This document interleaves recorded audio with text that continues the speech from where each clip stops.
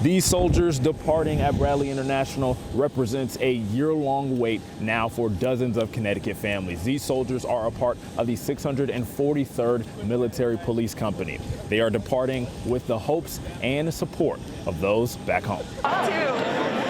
Mothers, fathers, sons and daughters. Families said goodbye to their soldiers of the 643rd Military Police Company. Major Mike Wilcoxon says their support isn't overlooked. There's a lot of love and support in this room from their families. The unconditional support that they give them is something that, we're really grateful for because, they wouldn't be able to do what they do best without their families. Just as their families do for them, these soldiers will provide support to the U.S. Southern Command. Up until this point, many of them were part-time soldiers.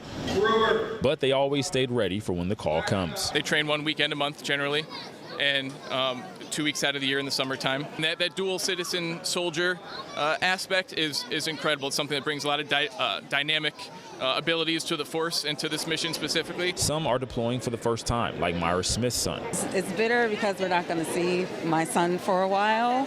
And it's sweet because we're proud. He's serving our country. He has a love and a passion for what he does. He's not my little son anymore. He is actually this strong, independent man who loves family and country. So couldn't feel any better about the moment. Proud is an understatement for Myra, especially because her son is the first in his family to serve. God chose him to be the soldier/warrior of the family. So kudos to us. It's hard as a mom because we want to coddle. We want to baby them and say, no, I got it. I can do it.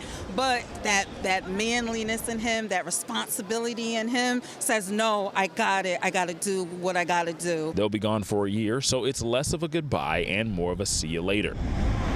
And in no time, they'll be back in our community, training and staying ready for when the call comes again. They're police officers, they're accountants, they're school counselors. They're all kinds of folks that live in our communities and work next to us every day. It's important to remember that there's more behind the uniform. It's not just the uniform. They're people just like us. And after all of the tears, the long hugs, and the kisses, families now are looking forward to welcoming their loved ones back home next year.